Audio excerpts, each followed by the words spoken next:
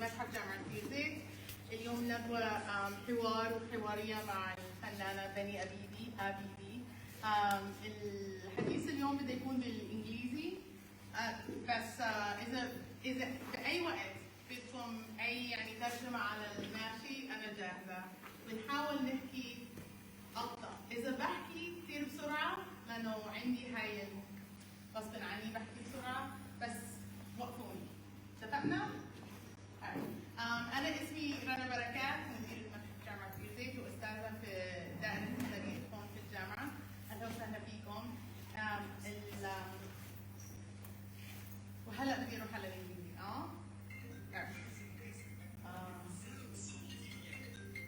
All right. So today's discussion is going to be the artist of the exhibition that we're sitting in the middle of. That I heard from your instructor, Rema, that many of you have already walked through and been through. So hopefully you'll have a familiarity with what we're talking about. Bani is an artist who we're in conversation with, was born in Karachi. She studied in the School of the Art Institute of Chicago and now resides and works between Karachi and Berlin. In her work, she travels between different forms, material, and mediums to achieve a widely provocative and innovative style. She uses photography, video, sound, and installation as her artistic intervention in politics and culture, often through humorous and absurd vignettes. Abidi is a unique artist, and it is our unique pleasure to be in conversation with her today. She defies categories and labels, and I hope that that's how we experience this space as well. Part stylized documentary, part performance, and part speculation, her work often features actors and non-actors as she reveals the extraordinary in what may seem ordinary. Everyday scenes through her artistic lens transforms into a commentary on the absurdity of power. She grapples with questions of identity, politics, and cultural control. The most visceral theme, in my opinion, however, is humor. Abidi's acknowledgement of the absurd and appreciation of laughter I read as a radical action. She invites us to laugh through the absurd, which is at once a commentary on oppressive power as well as commentary on the vitality of the oppressed. So a full description of Abidi, her work, and this exhibition is now up on our website, so please visit museum.bjz.edu to see it all and read more. Today, our conversation will be between myself and Bani, but also amongst all of us. So I invite you from the very beginning to participate in this conversation so we can have a journey together.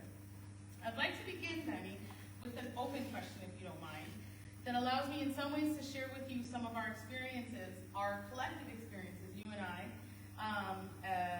over the course of the last, share with you our experiences here in the museum over the course of the last 2 weeks since the opening of this exhibition. And I'd like to begin with this idea of storytelling. There are many stories around us. We're sitting in the midst of stories. So I wonder if you could share with us your sort of artistic impression of yourself as a storyteller.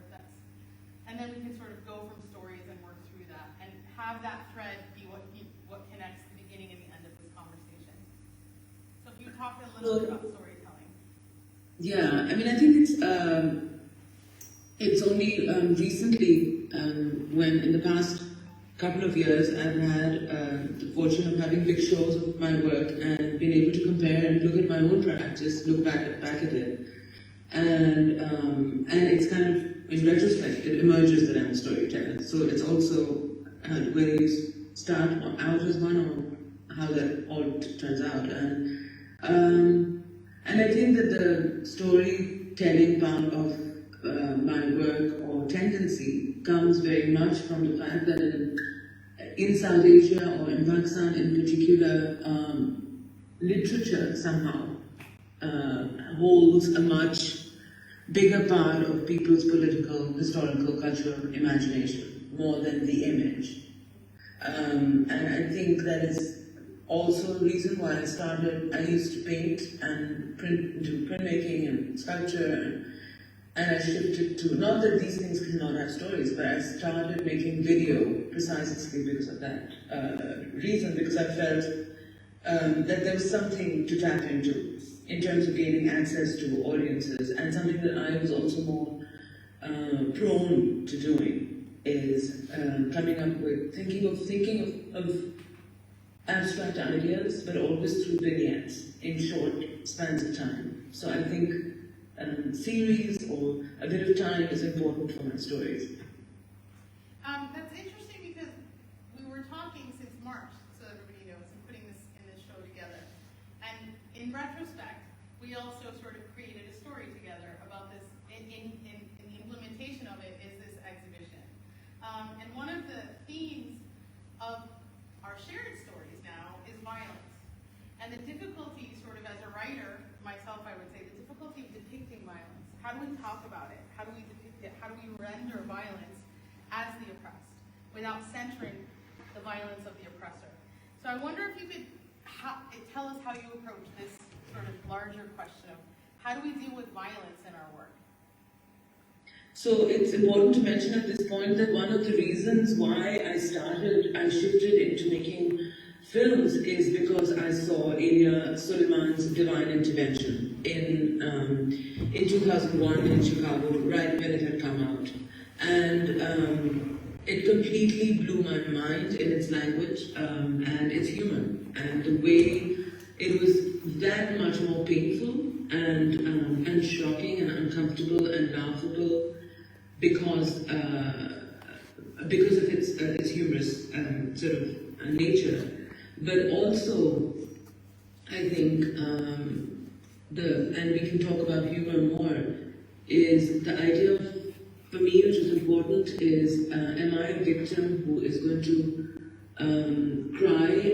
And there's no comparison, so I wouldn't say that I have, the conventional definitions of an oppressed citizen of Pakistan. I'm probably a privileged citizen of Pakistan. There are others who are oppressed, but I'm sensitive to that, to the vocabulary of that. So I think humor in that way becomes a place where you shame the oppressor. And it actually takes back power in your own hands. Whereas you stop being a victim. And I think I do that when I mock masculinity or state power. So I think that is what I see behind the way I approach this stuff. I think, so you saw Ilya's film in 2001 as a part of the Palestine Film Festival, if you remember? I could have. I'm not sure. It happened in Chicago, so I'm not sure whether it was a screening or whether I saw it as a film festival. But to this day, I think he defines for me a certain kind of, an excellence. Yeah. I'm sure everybody here is familiar with the Rema man, and that in 2001 there was a bunch of Palestinian graduate students that put together something called the Palestine Film Festival. I was in graduate school in Chicago at the time, and that was one of the things that we wanted to make sure that we did. Instead of talking about the intifada was going on, and so instead of only talking about Palestine and Palestinians as victims, we wanted to think about what it means to be empowered, as Bani was just saying. So it's one of those connections, I think, in creating the commonalities between us. So one of these anecdotes that I want to share with you, Bani, is that the title of this exhibition is The Man Who Talked Until He Disappeared. And that's a piece that's on the wall opposite of you guys. We're sitting against it right now. And when I was touring with some students in this space, a student asked me, should we read this from the right to the left or the left to the right? And I think that's either something that's lost in translation or something new found in translation. So I'm just putting that in front of you and like, do we read this from the left to the right or the right to the left? How would you respond to that?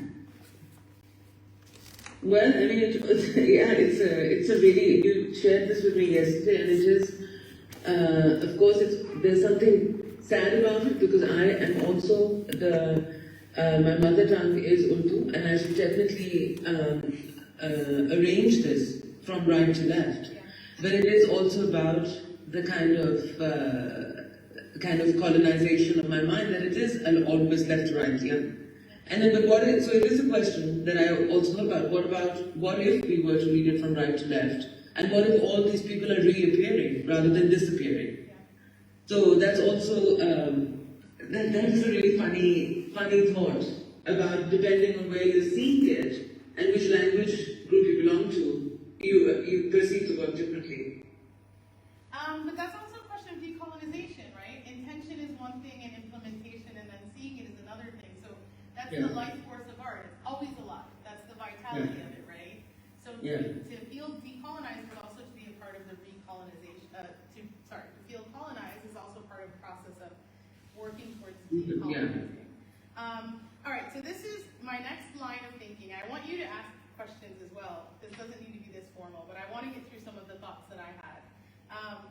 So I want to think through fugitivity together, and in your own description, what I read as a fugitive act, and you put this up on your Facebook, you described, and I quote, this exhibition, in reference to Beirzeit, is about adaptation and improvisation, a rejection of museum and art market regulations of loan forms, shipping deadlines, insurance, conservation experts, blah, blah, blah, and that's unquote, you did the blahs. So I hope we can talk about this a little. In my mind, this exhibition in its planning and in its execution is an act of fugitivity, ongoing refusal. I can say a little bit about what I think about that, but how would you describe this exhibition and explain to us what you meant in terms of rejection? Yeah, I think that on many levels, it's been a very unique experience for me. And I think what is the art world, as we know it today, the contemporary art world international, is which has come into being in its current shape and form since the 90s, is a highly professionalized space now.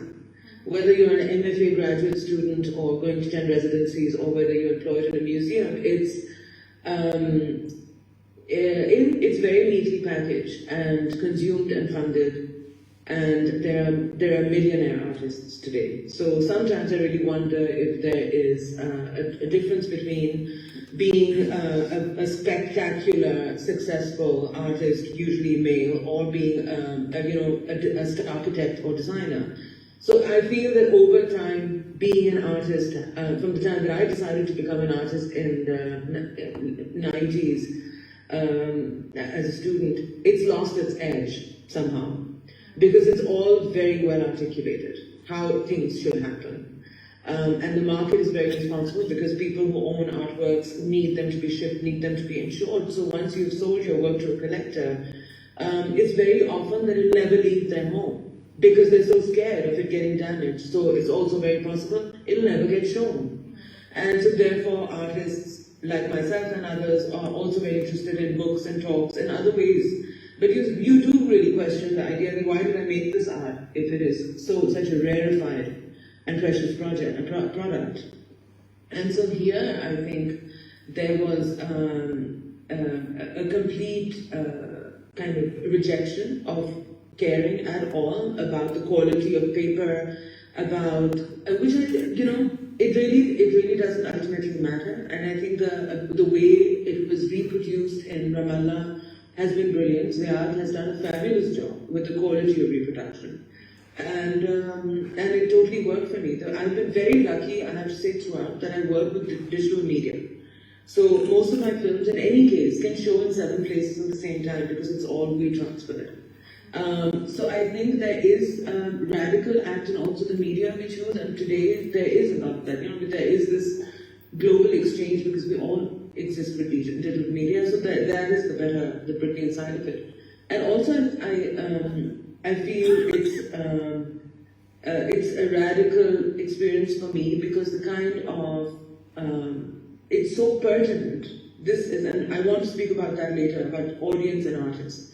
It's such a pertinent exhibition where all the things that I make work about take on a different life and understanding in Palestine. So it would in other parts, certain other parts of the world too, but Palestine is one of them. And the way you chose to write, and I've told you how touched I am, because the way you chose to think about each and every piece of mine and the exhibition note, very few people, I can't even think of anyone recently, who has spent so much time with caring about what I as an artist am trying to do. So I would definitely like to use your texts repeatedly, Rama. Thank you. If you don't mind, I'm going to just take a second and translate a little bit of what we said because I think it's so important.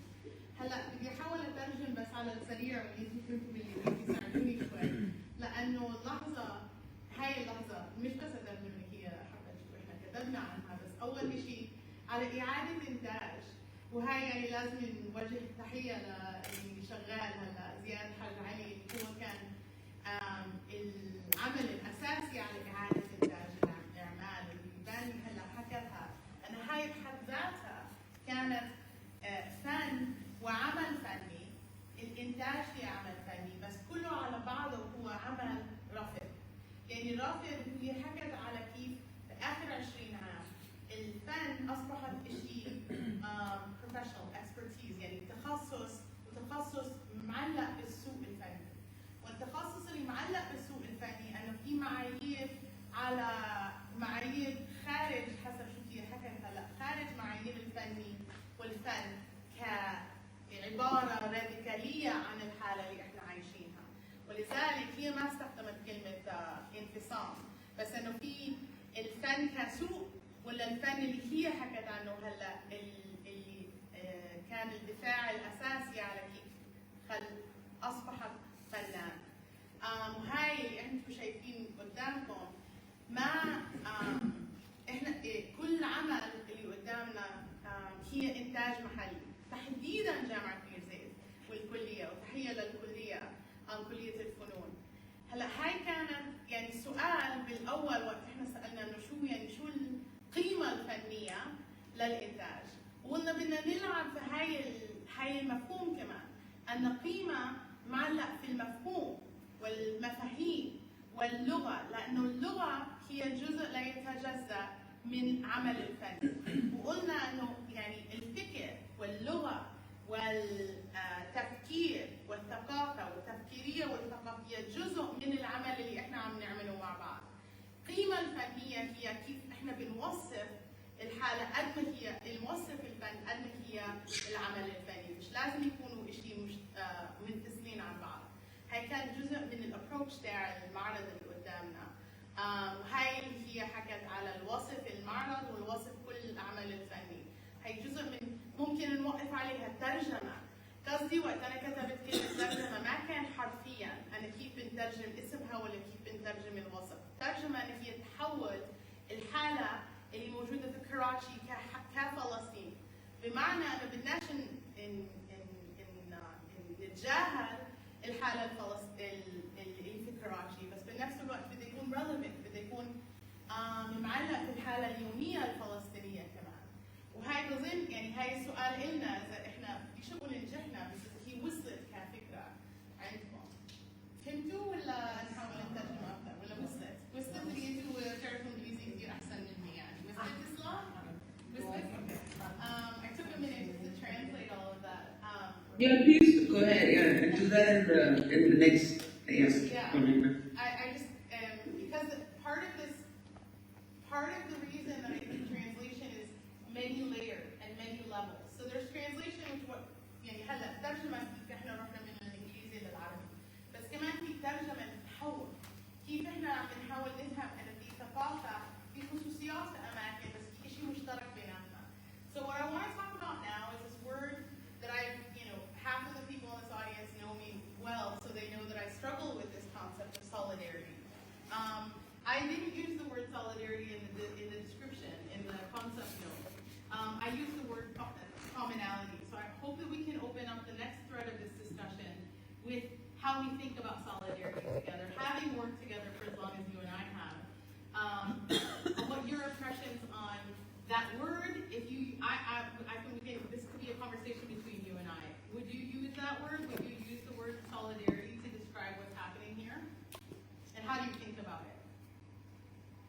I think yes, of course, solidarity also has meaning, right? So it's important to use that word because in mainstream thought, solidarity for me to say I have solidarity with Palestinians is also important to use, but because it's a clear indicator of where I stand.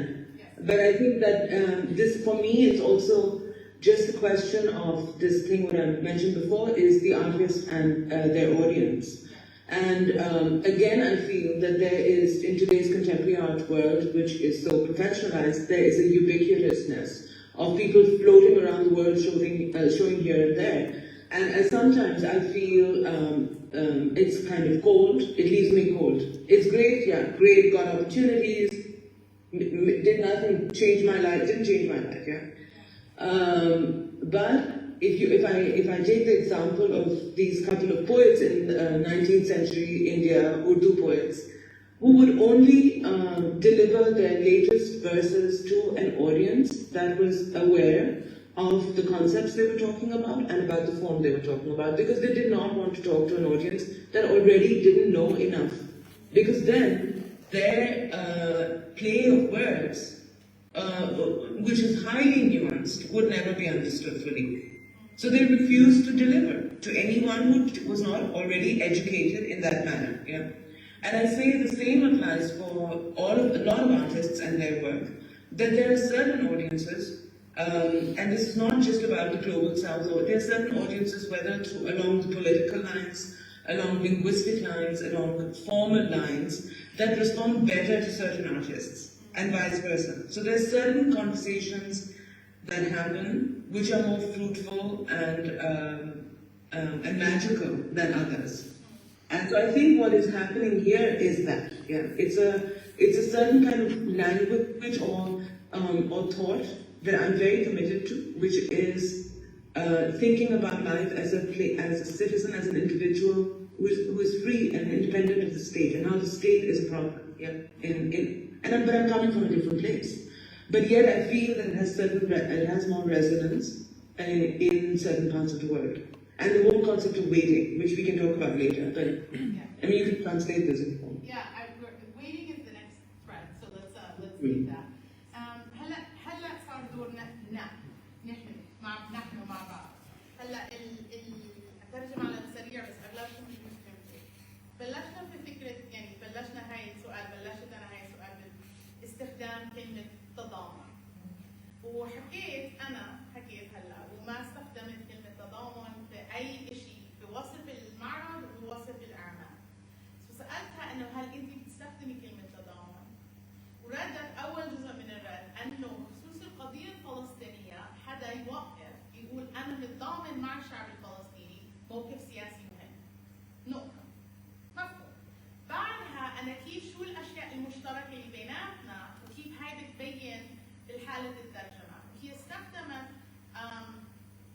مثل على الشعراء بنص القرن التاسع عشر، ما كانوا يلقوا القصائد تاعهم قدام جمهور. هلا هاي بدنا نوصل الجمهور ما كان عنده اساسيات فهم على اللعبه، ولذلك هاي العلاقه بين الجمهور والفن والشاهد، يعني فكره الجماهير انه في مسؤوليه على الجهتين. هلا هاي سؤالي لكم، انا شو مسؤوليتكم انتم طالما انتم قاعدين هون؟ هاي سؤال. هلا خليني اترجم السؤال وبعدين نبلش النقاش بين بعض. Yeah. Bani, I just asked them a question. I translated what you had talked about with regards to solidarity, and I asked them a question of how they see the role of the audience and their role as an audience in the middle of this discussion and in the middle of the exhibition as we're sitting in the middle of it. So now they're going to respond and I'll translate for you. Okay? Yeah. في حدا أكيد بده يكون في تعليم. شو مسؤوليتكم؟ كيف شايفين مسؤوليتكم؟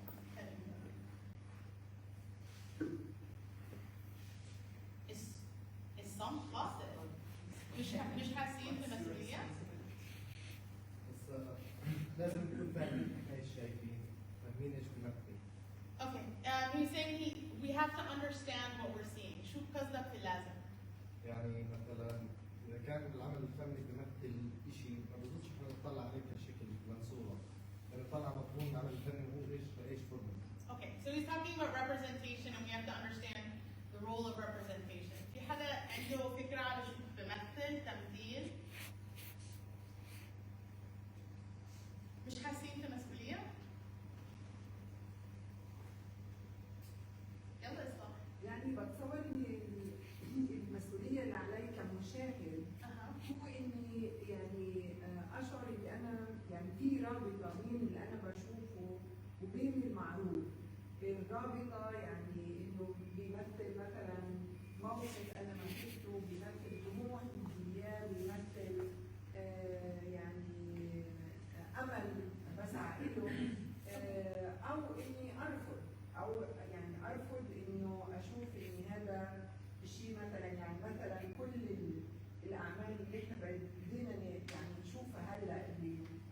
كانت بتمثل فن بيعبر عن الاستشراق مثلا.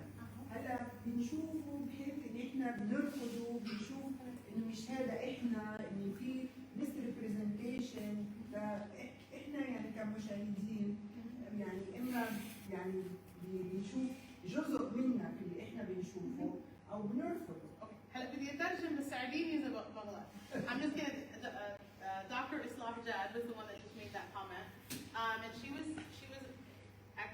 explaining that the observer has a role to play in how they find themselves in the piece, in the art that's in front of them, and in the finding of themselves and their own condition and their own experience, it's either finding themselves in it or a refusal of it. And she was explaining how in our world there's Orientalist depictions and there's depictions that are closer to our own politics. So she was talking about the role of the observer as a political positionality and how we either see ourselves in what's in front of us or we refuse them. تخيل انه ايش السؤال؟ خليني ارجع السؤال خلاني ارجع لاول مره فتحت في المعرض. والسؤال اهم انه انا كيف تعاملت مع الاشياء مساله انها تم اعاده انتاج جزء من المسؤوليه، او قديش المعرض صار مهم حاليا يعني بشكل صريح. صار يعني لي لما عرفت انه هاي الاعمال تم اعاده انتاجها لنكسر نكسر الحاجز الحدود الاستعماليه. اذا انتم مش حتدخلوا اشخاص، يعني مش حتدخلوا اجساد حيه، مش حتدخل حتى الجمال اللي هو ممكن بالشحن، ممكن بالبريد، ممكن باي طريقه يدخل. لا، احنا راح نعيد انتاج الجمال قبل الحي حتى نرفض هاي الاشي احنا موجود عليه. بالتالي هاي المسؤوليه اللي انا حسيتها لما شفت الاعمال تم اعاده انتاجها. فصارت نظرتي لها ان اعمال تم اعاده انتاجها بتحاكي اصليتنا كلنا، هي واحد. واثنين بتحاكينا في مثلها لما نحكي عن مثلا زي الجداريه هاي الحواجز الامنيه، شيء تم انتاج بس شيء تربينا عليه فعليا يعني من يوم انطلقنا يعني. So this is an opportunity for us to talk about one of the pieces. Feiruz, who's a graduate student in Israeli studies, was saying that she felt a sense of responsibility when she understood that this was reproduction. So in the act of reproducing, there was something that was making it local, and it became a part of our own sort of ethos. And she was using security borders as an example. And when we walked through them, what she was saying is that these are depictions from Karachi, but they're also part of our own daily lives. Maybe you'd like to respond to that? Yeah, I mean, that's an interesting point. I hadn't really thought about that reproducing something in a material that is actually occupying the same physical space as the students makes it, the act of reproducing or printing locally makes it more theirs. And that, I hadn't thought of that, so that's, thanks for that comment. And I think that the barriers are one thing that I think in the past 20 years, since 9/11 actually, have become I think a lot of people across the world relate to them. But a place like in Palestine or in places like, more parts of Pakistan which are more controlled by the military, there's the design of barriers. Of course, what I've done is, it's a very sarcastic take on the fact that there are so many types of barriers that we can even do a design analysis, which is what I've attempted to do. So it is a tongue-in-cheek comment on how urban architecture has normalized this level of blockage of movement. Reem, that's something for you to share with your students, that this is itself هي كانت تحكي انه هي في مسخره في الموضوع اللي وراي، انه هي انه شو ديزاين اكسبيرمنت يعني صممت التجربه يعني على شو يعني تصميم، انه يعني فن التصميم بايش؟ بالحوادث. يعني هي في شيء مسخره فيها، بس هي كمان بعد 11 ايلول اللي هي حكته بعد 11 ايلول عالميا خاص بباكستان، هي اصبحت فكره الحاجز اصبحت تم تطبيقها اذا صح التعبير، وهي لانه تم تطبيقها اصبحت جزء من شو تصميم المكان كفن، وهي عم تتمسخر على شو يعني تصميم كفن بالسياق القمعي للدوله القوميه.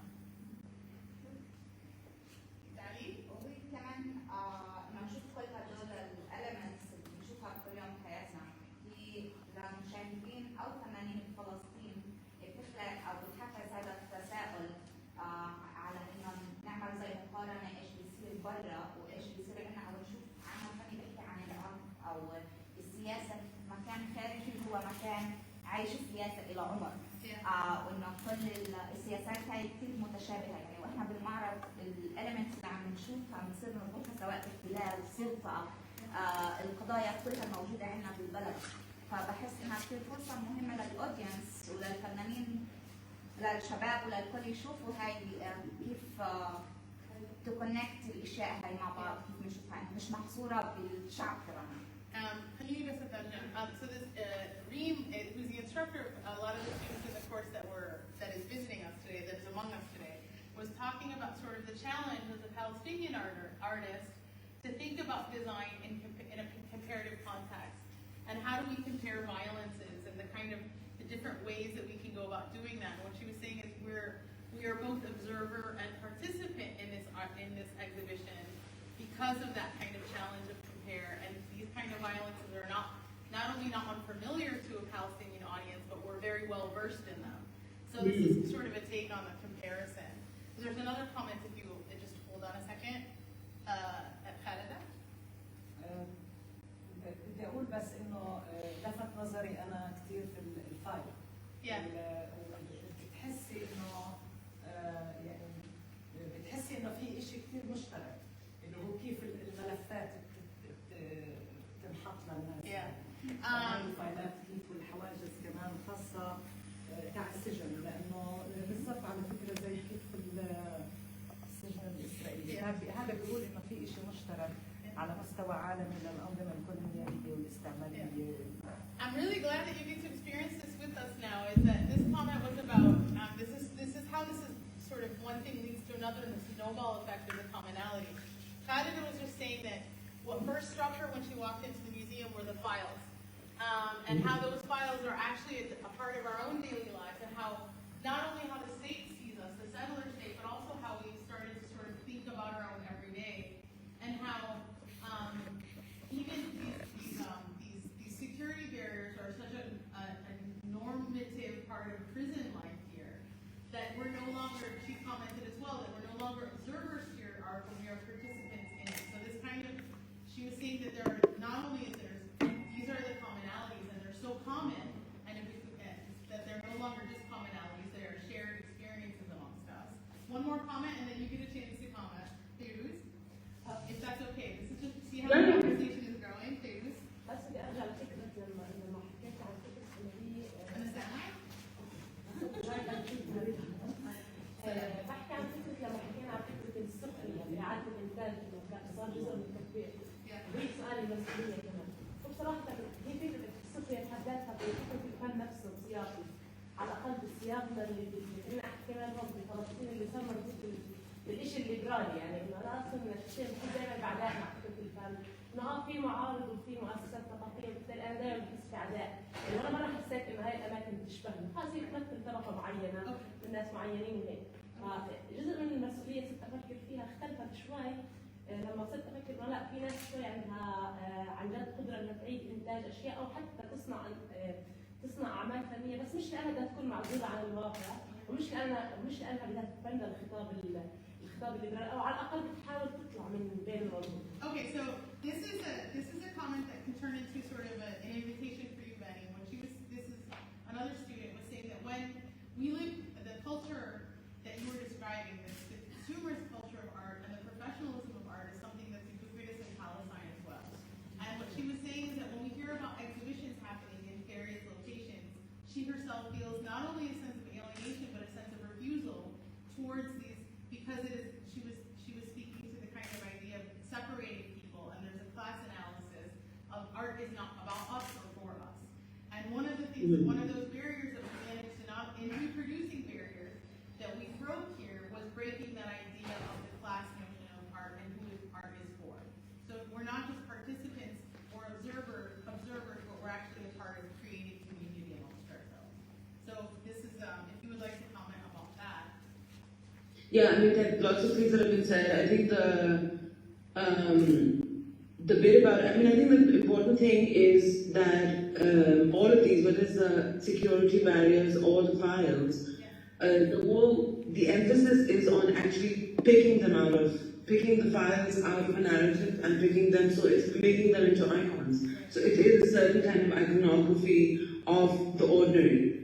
And so it is worthy of elevation to a level where you can deliberate about the meaning of a file. So a file becomes a very important thing, and I think it's really interesting the way that students in Ramallah have seen it as, I see it as oppressive in another way, and they see it as oppressive in another way. So every time I had to apply for a visa, and that is what made me make that work, is that you have to spend multiple days collecting all your documents in order to validate and legitimize your existence as a tax-paying, house-owning. You also specify how much money you have in order to travel to the US, for instance.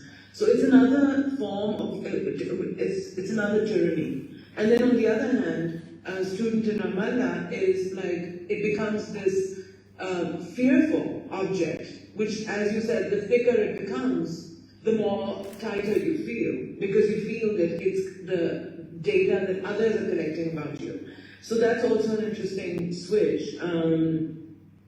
And with the barriers as well, it is about, it is very familiar, and I think it is because it is just too familiar as something that has become accepted, that it is important to isolate it, which is why these drawings are not photographs of cities in Karachi. They are drawings which are carefully drawn and presented on paper, that they have to be lifted out and looked at as something that is there. So it's a way of averting the gaze towards what is oppressive in our environments. And the third thing, so I'm forgetting all the comments. But yeah. The iconography of the ordinary. Yeah. Can we talk about the gestures of small men, big men, and all men in the context of the iconography of the ordinary? Yeah. I mean, I think that is, again, that is it makes sense. You know, some things only make sense if you see them in a cluster or in a grouping. Security barriers was the same thing. It has the power if you actually try and understand the ubiquitousness of it.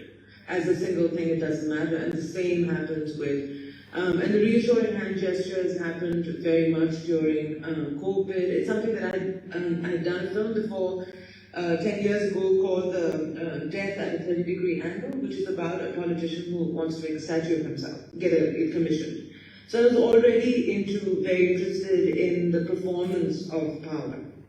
And when you can break it apart and it becomes a laughable matter. So I made a film about this, and it's very much about his poses and postures.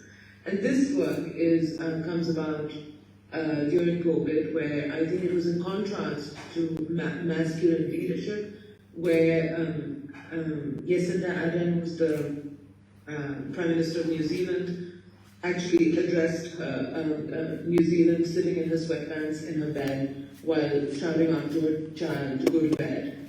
And I was really, really struck by the ordinariness, the absolute comfort and domesticity of that public address. And then I started thinking about the reverse, which is all these very vacuous gestures of male leadership, which were actually, everyone was competing. There was just such a sick culture of who was hoarding vaccines, who wasn't, who was preventing their nations. So there was no solidarity, and it wasn't a communal moment. So that's what brought it on, but of course it is also questioning a world which is led by men, and it is kind of, again, pulling the pants off of male leadership. Yeah. So it's changing the hollowness of it. I like that, pulling the pants off, and that's where we can talk about what you referred to a little earlier about the nation state and your use of absurdity. So the oppressiveness you described, the tyrannical nature of a nation state formation or frame. Can you talk a little bit about how you see the nation state as a tyrannical or oppressive formation?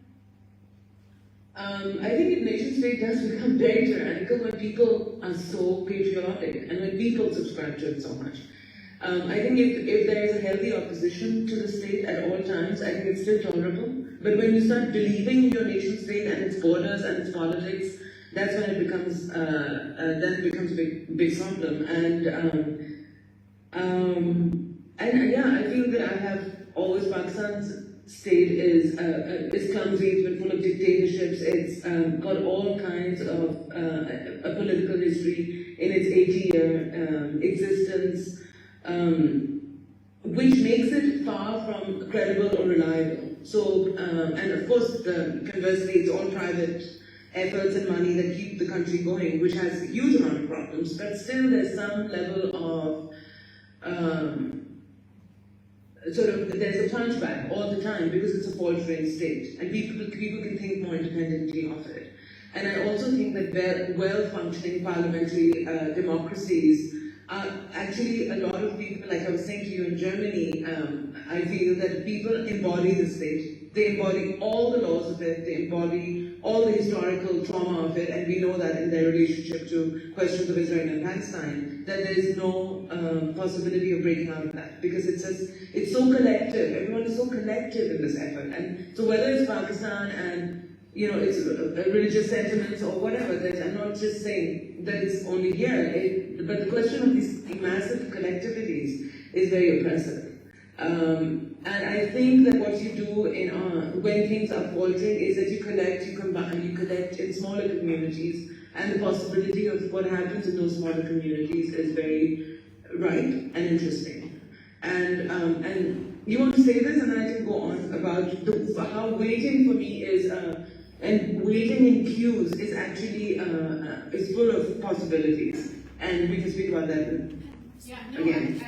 That's exactly what we're going to speak about now. I just wanted to sort of point out the reserve, which is a piece that's to your right, pulling the pants off of male power, but it's also about the absurdity of that kind of sort of life. But there's something I wanted to share with you, Bani, that as people walk through this exhibition, I hear laughter, and that's where they stop to laugh at the film in Observe. But there's two more things that I want to get through, and then I want to be able to get through everything we want to get through. So the two more things that I wanted to get through is waiting, intidar, and the memorial to lost words. I want to give that a moment, a special sort of bittersweet melancholy moment. So if we want to talk about what are the possibilities of waiting, how do you see waiting as something that is full of possibilities? Because I think waiting is that in the context of, there are two films, both the films, Distance from Here and Reserved, are all about waiting. One is waiting to leave the country, one is waiting for an important person to leave you alone and to let you get on with your life. And I think that that moment of boredom and collective frustration, even though it is seen as a way of controlling and imposing power on a collective, on a group.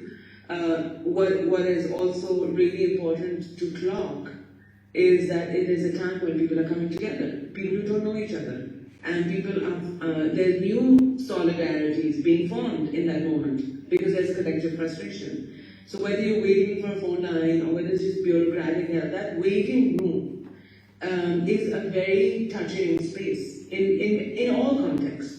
Because you're all thrown together in this position of, in this moment of injustice of some kind, and the conversations that happen can spark off revolutions in my mind. So I think that whether you wait the cue and what happens in that, and the jokes and the humor and the ability to survive, it's very poignant.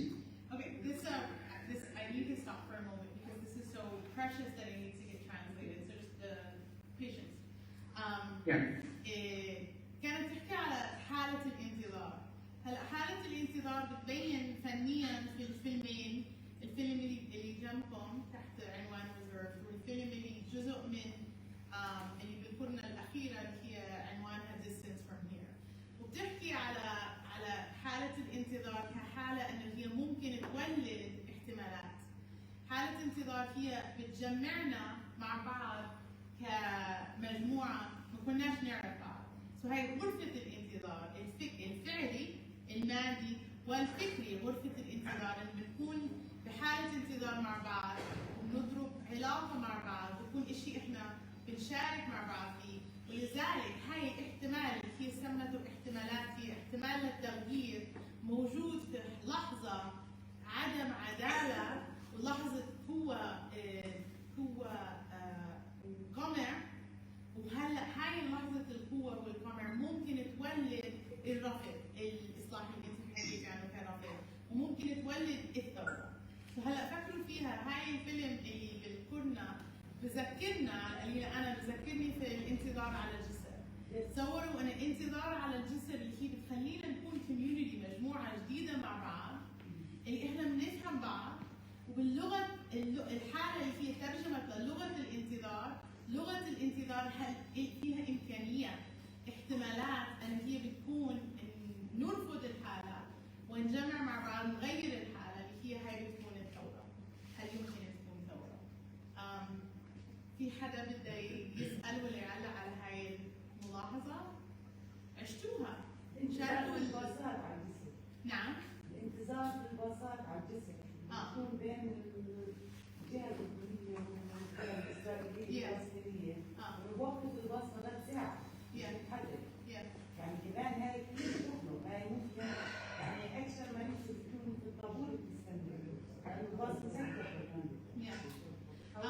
بالمرة على الحواجز، يعني مرات بيدفع الناس مثلا نفتح الحاجز، او يعني مثلا زي يعني قبل اسبوع مثلا الناس قامت الحاجز اللي بيسكر على القرية. So this is a brilliant moment of this. So the distance from here has brought up everybody. They're sharing their personal stories of waiting. And this is how this brings us together, what Craig Rouge was talking about earlier. So there's one comment about when people try to travel out of Palestine, they have to go through the bridge that leads to Jordan. Part of that, many stations, there are very many stations to that. And each station is full of waiting. And one of them is when you're on a bus and you're waiting for the bus to fill. And so a comment from the audience was that kind of waiting for the bus to fill is like waiting for the bus, the contradiction of that kind of oppressiveness of waiting, combined with the possibility of what that means. And another comment that Islam made, which is it's a perfect opportunity for me to talk about Rema Hammami. Islam was just saying that we also experience many stations of waiting because our geography is full of checkpoints or roadblocks. They're called checkpoints, but they're roadblocks. And so that's not even traveling, and mobility is something that is, they're sharing with you their stories of how to travel and immobility and how to be mobile in an immobile landscape.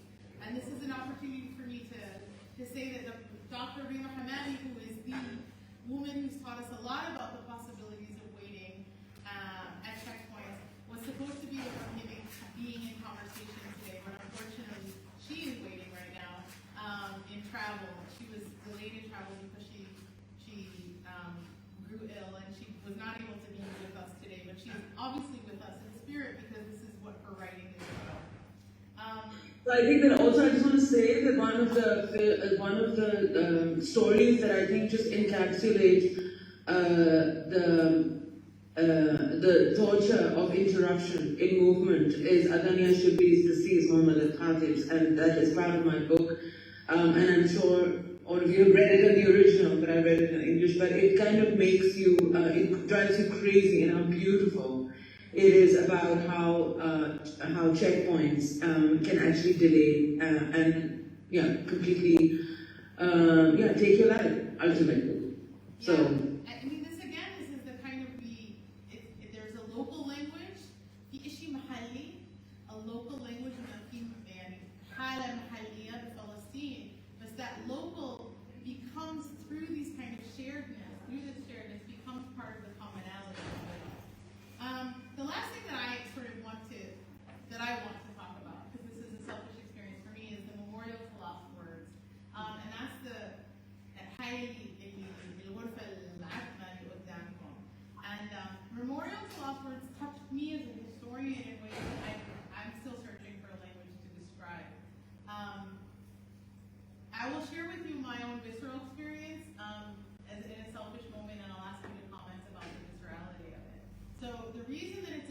as far as I can understand. I forgot about her when I stand, I think. Oh no, Penny. Penny, don't stop. Penny, put your Penny Johnson. Penny Johnson. If you could, there you go. If you could, what is that called? Mute yourself, Penny. That would be good. So Memorial. I'm trying. I'll mute you. I'm so aware that she's not you. Okay. Have I muted you? Yeah, yeah. Okay. Sorry about that. So it is this piece when you walk into it, it's like walking into an archive. For me, it was like all of my archival experiences. So the description of the piece is it's your depiction of an archive. And so my question to you is, what was your archival experience like, and why did you choose to sort of translate it in this way? And I should say that every time that this piece is presented, it's not always presented in this way. And this is the generosity of Bani as an artist, is that she enabled and allowed us, and was so incredibly fluid in her artistic sensibilities and our capabilities of reproduction, is that it was reproduced in this way because of our own constraints and her fluidity. So what's in front of you is just one iteration of many of how this piece is interpreted. So if you could talk to us a little bit about how this is an archival experience for you. I think this is actually the only archival work that I've done which deals with history in a specific way, and it has to do with two sets of archives and two moments. One is, I should say that this is the 100th anniversary of World War I, 1914 to 1918, in which the memory of the narrative around World War I finally expanded 100 years after the fact, and spoke about French and British foot soldiers who were from the colonies. And it's not, because obviously the colony seems to this day, not have been a problem in the mind of the British. So it is not violent, it is just a matter-of-fact moment of their history. So they do not mention the more than 1 million Indians who fought for them in World War I. So when World War I centenary comes around, there's a lot of excavation by Indians and others about the depths of this crazy war. And two things became evident or came out. One was that outside of Berlin was a prisoner of war camp that was built by the Germans, and all the Hindus and Sikhs and Muslims who were Indians were captured, prisoners of war were brought here. To begin with, very important point to make, there was an attempt for the Muslim prisoners of war to fight a jihad on behalf of the Germans. So they tried to evoke jihad. Germans were using it against the British. So to side with the Ottomans, because it was with the Ottomans, against the British. So using jihad politically has been done before. It was used during the Cold War, and so it's no surprise that we live with jihad as a very well-rounded and developed concept today. Anyway, this prisoner of war camp kind of failed in these efforts. No one wanted to fight for the Germans. And it became a human zoo and kind of a place for people to be studied, and all of these prisoners of war, young men, to be studied. Their language was recorded, linguists were recording their sounds.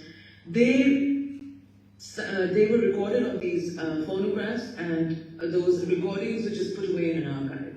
And in the 90s, in a university here, they were unearthed by an academic in Germany, and they were heard and translated for the first time. So there were different dialects from South Asia.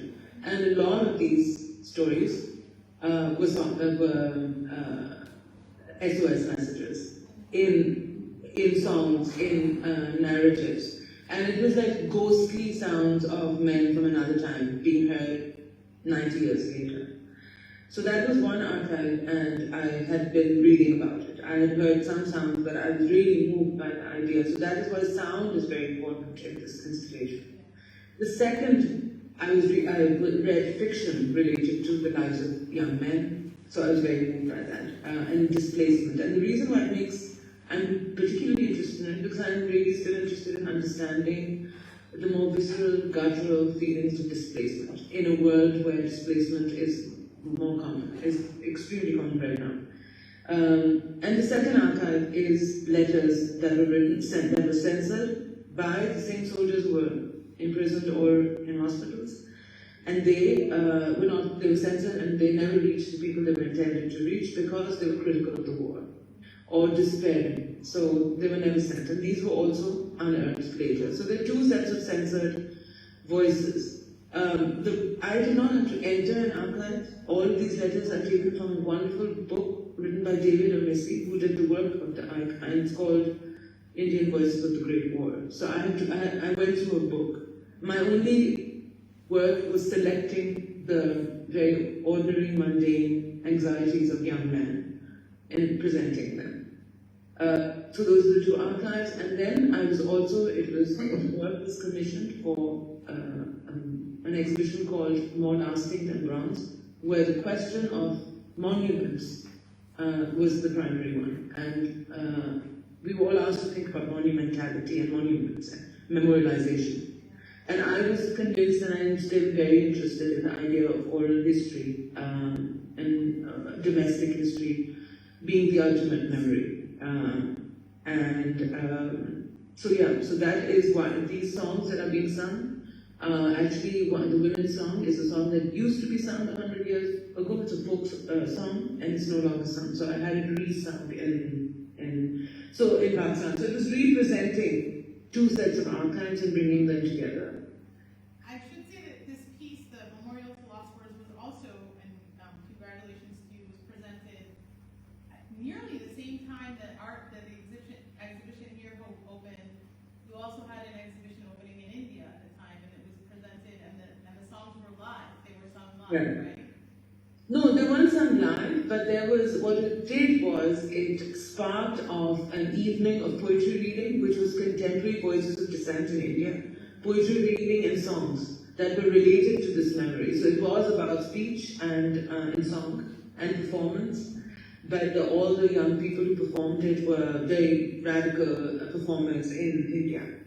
So this is where art becomes an invitation. Just for a moment, I'll try to do just a little translation so then we can open it up to you guys because I've asked all the questions that I have for now. هلا كنا نحكي على هاي العمل اللي قدامكم اللي جوا هاي الغرفة.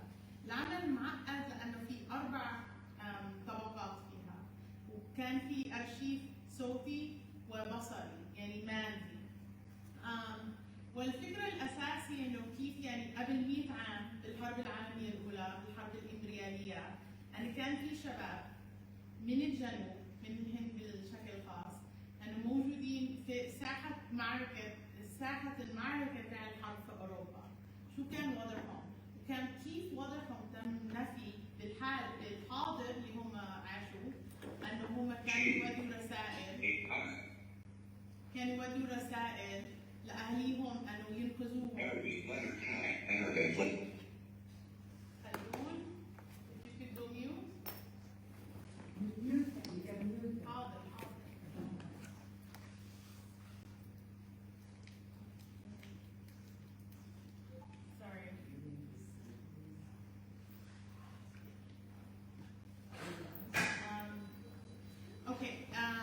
وكيف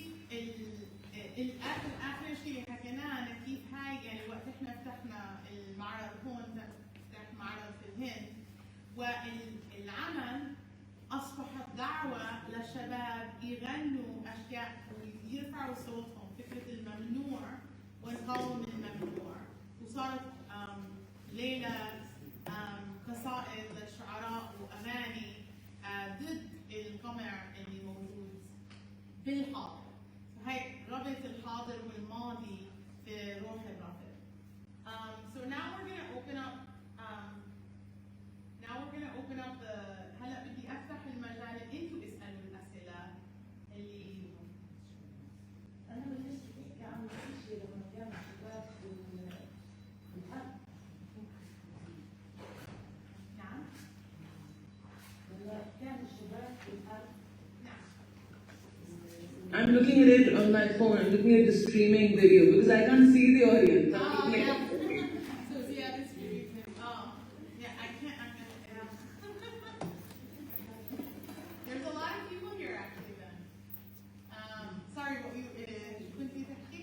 بلشت تحكي إنه الشباب بيقدموا على فيلم كانوا في الحرب مش كاتبين يوصلوا أهلهم. هم شباب من الجنوب. من الجنوب كانوا يعني هاي حالة استعمار. فكانوا مطلوب منهم يقاتلوا بالحرب عشان المستعمر. هم كانوا في الساحة وبودوا رسائل لأهليهم وداع أو SOS يعني انقذونا. وهي اللي موجود جوا. دعوة لكم وقت نخلص اليوم ولا بكره والأسابيع الجاي لأنه طفينا الصوت اليوم يعني بدنا نسمع حالنا. دعوة لكم ترجعوا. اللي أنا كنت أحكيه وقت أنا شخصيا وقت صممنا وفكرنا في الموضوع إن الجسد اللي هي بترد مع الأهل. تدخلوا إنه بتحسوا في شيء جسدي وهاي يعني هي الفكرة المشترك إن أنا بحس فيه وقت أنا كنت مضطرة أدخل جوا أرشيف أي أرشيف بالخاص الأرشيف الدول الاستعمارية. I was just translating what was just said, Bani, but now نترجم أسئلتكم. So يعني تفضلوا people online or in person الناس اللي موجودين على الزوم ولا اللي موجودين هون.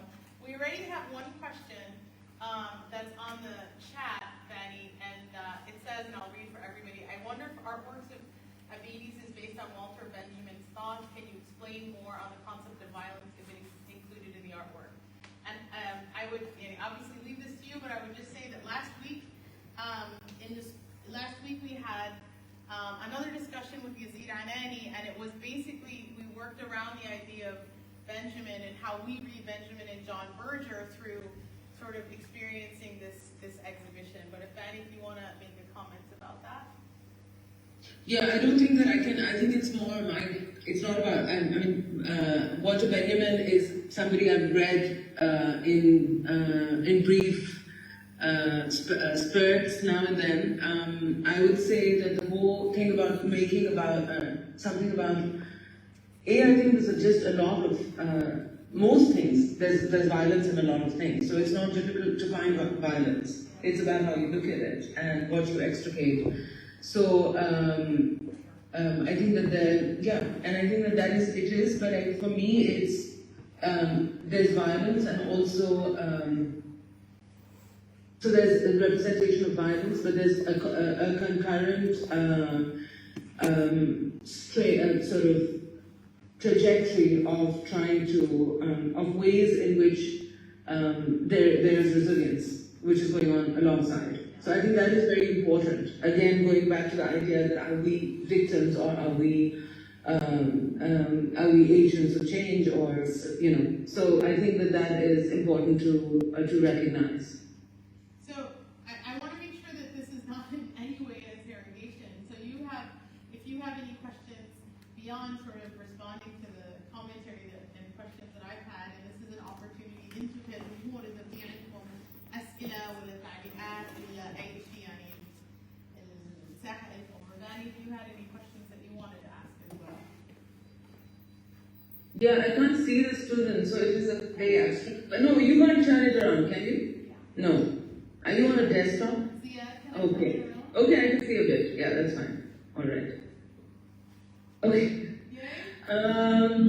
No, I think that the kind of comments that I've been getting are really are very thought-provoking, and I think that I don't usually get this kind of insightful feedback. So it's making me think a lot about future ways of putting together exhibitions, and I think it's been kind of a groundbreaking experience for me, the ease with which this has happened, because this is not only now, but in multiple situations where transferring and showing work becomes such a, it is so heavy, and this has been the opposite of heavy. So I'd just like to say that I think it's the first of hopefully many attempts in which I will be able to share this work with a larger audience. That's amazing. Thank you, and that's amazing that you said that. It was an amazing process, because part of why it was this kind of process is your own fluidity in being able to share it. So it's this kind of common rejection and refusal that we shared from the very beginning. هلا انتوا المساحة إلكم، تفضلوا. في حدا بده يعلق، بده يحكي، بده يسأل سؤال؟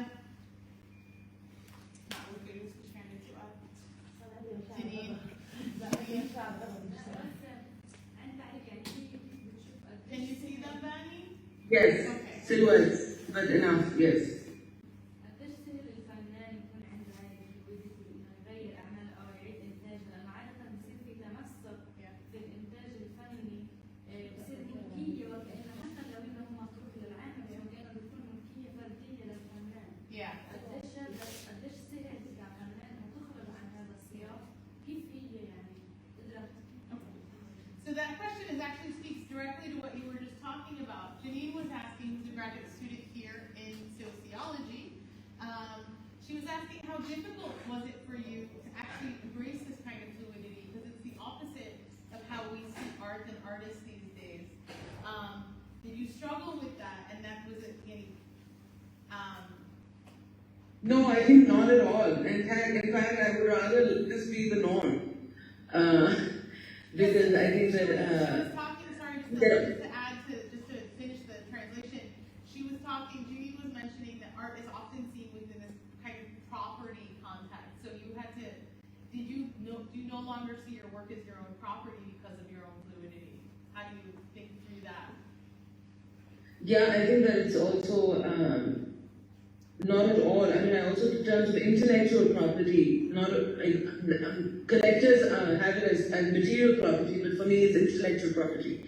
And I think the most successful thing is, I think that was also a funny anecdote, is that once when Reserve was made, the film about the VIP driving by, a couple of years later there was a music video that came out, which was like a leftist music band in Pakistan, and that used the exact same kind of motif of a traffic jam.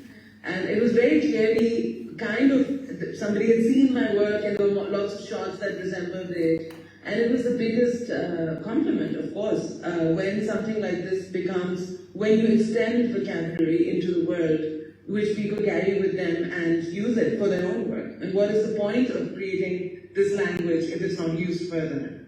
So, and I'm also in a line of inheritances, right? So we all inherit and learn from each other, and that is the power of doing any of this. So I think that it's very,